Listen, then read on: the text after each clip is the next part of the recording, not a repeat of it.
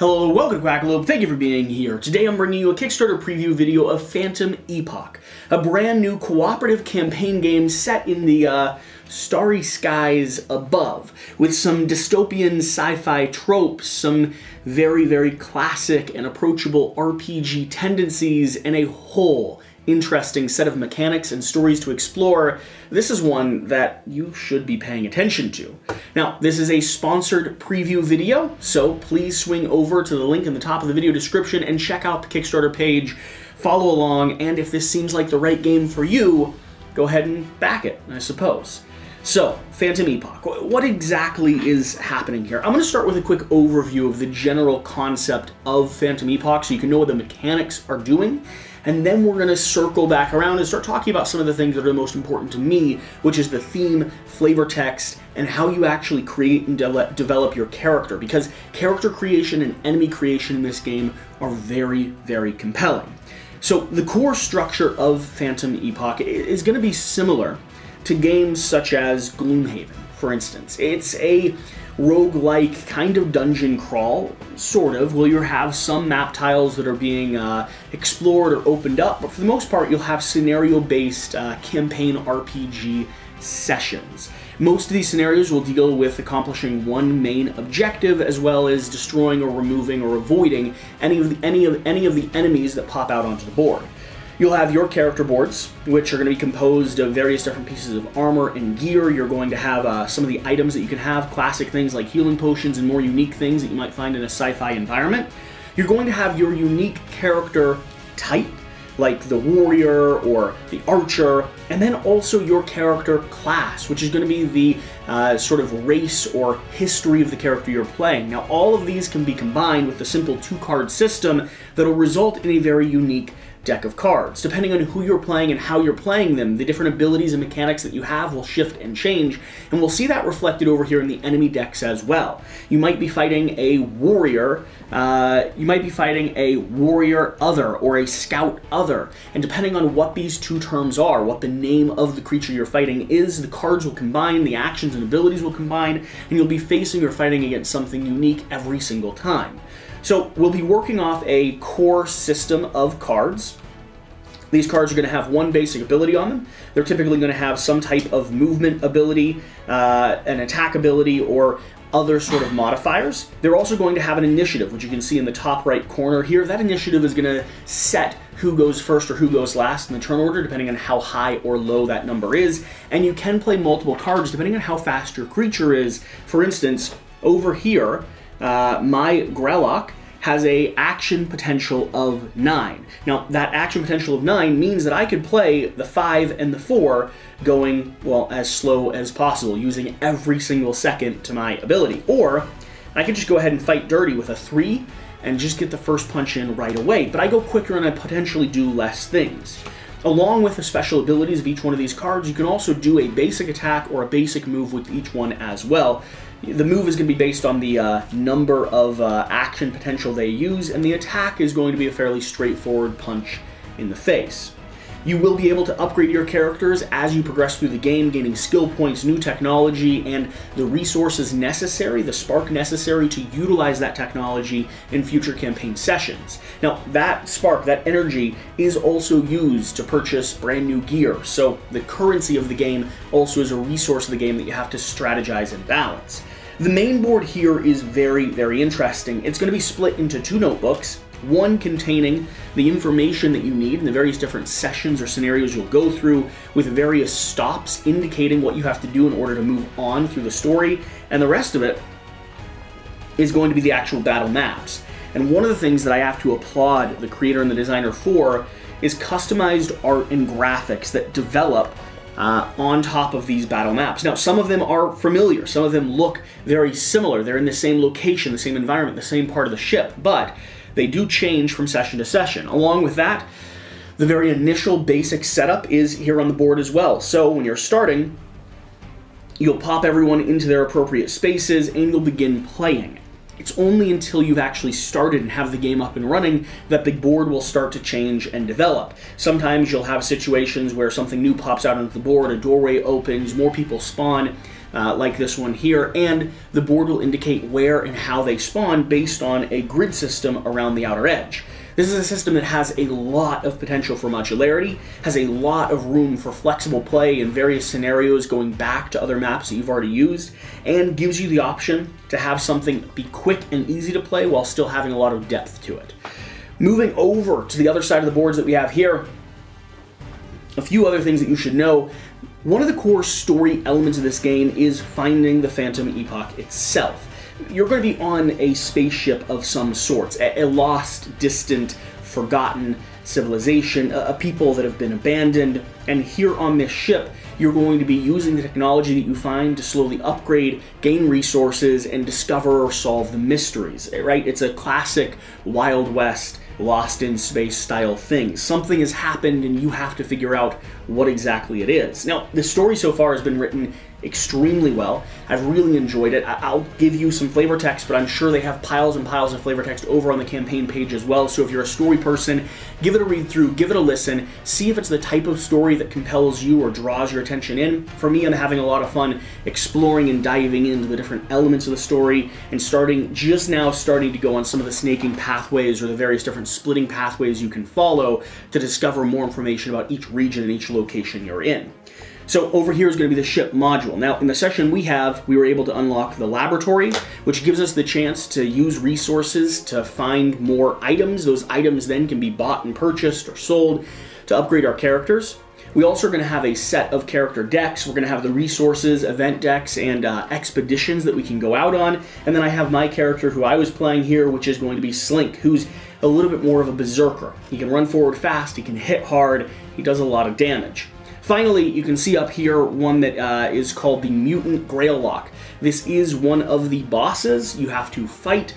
He is a distorted and twisted remnant of the tiny Greylocks that used to exist here. He's been injected with some type of mysterious potion that has made him go completely haywire. The good news is we might be able to distill that potion if we slaughter him and steal his blood. I'll talk about how the bosses work in just a moment. They also have a very interesting mechanic. So the core structure of the game is going to revolve around you playing cards, again up to your AP level, drawing cards for the enemies that you're facing. They get one card each for each one side of their personality. Like for here we have the other scouts. The scout, but depending on the color of its base, will trigger its action correspondingly, meaning that every scout up to 4 might react or act differently depending on what color their base is. And this card here is going to set the general stats for that character. It might have some special effects or abilities. They might create a shield around themselves or be able to rush forward a little bit quicker. Like this one here has Leap 4, which means they're going to be moving faster towards us. After that, you'll see who goes in what order, depending on the cards that you played. So let's say I played the 3 and the 2, and the color and card that they played. So I have a initiative of 5, and this blue guy here has an initiative of 3 plus 4, so 7. So I'll be able to act first, then he'll go, and then depending on how far up he played, which Slink here could play all the way up to AP 11, let's say he did, Slink will go last. That's how it shifts. So all your enemies may not be acting at the same time either. They could be reacting or acting at different stages in the game depending on what level they are. For instance, Red here would have an initiative of 8. So if anyone had an initiative of 7, they would go before the Red Scout here actually initiated. Another cool thing that this game has is these detachable bases, which show your health always displayed on the very bottom. It makes tracking stats and other modifiers a little bit simpler, along with bases that are customized to allow you to add some stat tokens into the base itself so you can see if they're burning on fire or have any of those other malicious benefits that you've given them, which is very nice. After you've resolved your initiative and your attack, you'll check to see if you've met any of the conditions. If you have, you'll continue progressing the game. If you haven't, you'll initiate another round. There usually will be some type of event that gets drawn. These events cycle from, depending on the level and the sequence that you're playing, they cycle from either triggering a main story event, which does change depending on what stage in the scenario you're in. Like for instance, to start with here, you have explosions rocking the ship, and then eventually you get to the point, no, it's not in this one. Here, the mission event is this explosion rocks the ship. I've seen some where initially you get the threatening menace that more people are going to be coming, and then as you trigger another ship event, at a certain late stage in the game, people start flooding on and overwhelming your barracks. That's where we had to deal with the mutant, I believe. So these story events will be triggered, and then you'll move back into the initiative phase. After you're done with the initiative phase, after everyone has gone and you've completed the mission, you've accomplished whatever the objective or the goal is, you'll come back to the ship. The ship is where you get to harvest resources, spend your skill points to upgrade your characters. You'll have a few different sheets here to track.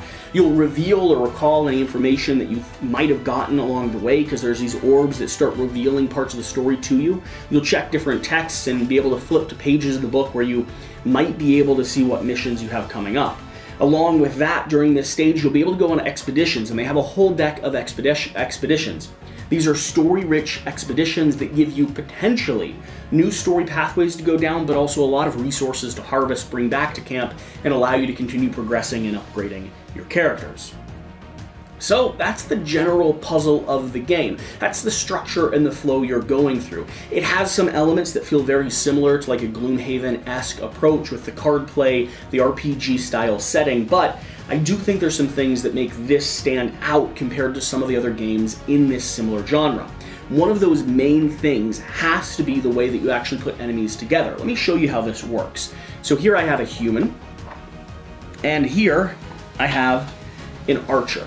So these are the two decks necessary to put together a human archer. These are going to be the modifier cards, the attack cards for the human archer, and these are going to be the stat cards. So these are going to change the general nature of them, and these are going to be determining how they attack and what they do. Now, we have a whole crew of various different types of human archers that could exist. So here we have human archer. That's that one. But what if we had a human sentry, a human scout, or a human berserker? Each one has a unique piece of art, each one has a unique way they interact and act with you, and it doesn't stop there. We have the Greylock Berserker, Greylock Scout, Greylock Sentry, and Greylock Archer. Again, in the prototype that we have here, and the taste that we have of this game, already they're diversifying between how each one of these characters combine and how they actually operate on the game board. You might be fighting against another human, but it's not going to be the same generic human that you've always fought against. And of course, the Greylock Archer functions differently from the human archer, who functions differently from the Slink Archer, and again, functions differently from, if I don't drop everything at the same time, the various different beasts that we have. So, this is where I think Phantom Epoch starts to differentiate itself. The way that you actually create and customize the characters, the way that the two decks combine to create a unique set of enemies to fight, and the way that you'll never be fighting exactly the same creature, because not only do the two decks combine, but on top of that, the colored bases of each character determine how they're going to be interacting and fighting against you, opens up every single scenario to feel slightly different, slightly twisted, and have a different way that they're interacting with you. It's a fresh approach, I think, to the way that you actually do character AI. It's not too complex, but it's very similar to the way that we as players tend to build out our own characters. I mean, I love taking a human and putting him in any single type of role. Cleric, paladin, warrior, or a turtle, you know, in D&D. A standing tortoise-like creature. A turtle monk was one of my favorite RPG characters to play. And it's a weird, twisted visage of what most people do. I like that approach, and this allows you to do it not only with your core characters, deciding what board you want to take and what type of creature you want to play that changes the way that you approach the game, but also allowing you to do that with the enemies. The other area where I think Phantom Epoch stands out has to be with these flip books. I really like the way that they've made it as accessible as possible to be able to go from story to story. The way that the game starts to expand and change in various directions is very satisfying, and the artwork is rich and intriguing. It pulls you into these different locations and zones. It also doesn't all just happen in the confines of space. With the fact that they have a whole galaxy to explore, they've actually kept things very realistic, very tied down. You see, there's a machine in the ship that you're playing that actually allows you to relive various events. Not only is it thematic and gives you the chance to re-explore and potentially redo missions to get better rewards and better gear that you might have looked over, but it also allows them to transport you to some of the historical events that have happened in this narrative, this storyline. So instead of just reading about things that have happened in the ship, you get to pop back, experience them, and then see them through another perspective. It reminds me of the Stormlight Archives, Brandon Sanderson's visions that you sort of float into and among. It's very, very, very interesting. Okay, let me tell you how the mutant works, and then I'll read a little bit of flavor text, and we'll let you go check out the Kickstarter page, because after all, that's why you're here, to learn about new games, figure out what it is you want to back, and what you think you want to play. Mutant Greylock. So the cool thing about this board is built out as follows. Depending on the number of players you have, you'll have a certain HP, attack, guard, and range. Has an inherent nature that it can move to, has a special critical ability that it immediately performs an attack -1 on all adjacent enemies. This critical ability can be activated only once per round, meaning you don't want to stand next to him, but it also has a boss AI deck of cards. Now, the bosses aren't built, at least right now, the same way that our general mutant enemies across the board are. Instead, the bosses have a set of cards that trigger a potential sequence of actions. So here, we have inherent action number 2. Okay, so it'll move, but it'll also do action number 2, which is a crushing leap, jumping at you and destroying everyone around, knocking them down. We have action 1, which is an attack, action 1, which is an attack, action 2, which is the leap. But as we get farther and farther down, you might trigger something like action 1, 2, and 3. So it'll do an inherent move, then it'll do a claw, crushing leap, and a regenerate. This changes the way bosses have to be approached as well. I like the fact that you can see openly what they might do, but you're never quite sure if they're going to trigger one or multiple different attacks, and as you move through that deck, they either become more or less threatening, and you have to do your best to avoid and predict and circumvent whatever nasty stuff they might do. You weigh your odds carefully. I also want to show you the 2 other player boards we have here, because I think the artwork's quite lovely. You see we have a guy standing here and a guy standing here. We have the archer here. We have the medic here. I like the background quite a lot, but also they've left this person kind of a visage, like a smoke in the mirror, so that you can put in your own vision of who they are as you play. Phantom Epoch. Millennia ago, a spacefaring species known as the Vanished united the inhabited planets of the galaxy. The mighty Greylocks, the clever Slinks, the adaptable humans lived in unity, guided by this ancient nation until it disappeared without a trace. With the vanished starships gone, travel between planets has become impossible, leaving many stranded light years from their home planets with no way to return. Rumors spread that the world's elite must have a way to travel or communicate between planets, but if it exists, the common people have never been given access to it. Generations have come and gone, and the only remaining signs of the Vanished are bits and pieces of their technology, which no one has been able to successfully replicate. It did not take long after their disappearance for wars to break out over their abandoned treasures, the most abundant of which are known as nova cells, extremely small sources of incredible energy that have many applications. Now, a mysterious threat of the galaxy approaches. A small team has been selected to follow in the Vanished footsteps to repel it. So, we are diving into this grand adventure, a lost civilization that we only have the remnants of technology left, a ship that we can slowly start to rebuild by finding these little scraps of information and little bits of story as we progress and play, and of course, worlds that were once united, now divided infinitely. We get to explore and be the first to make contact or reconnect the world as we know it.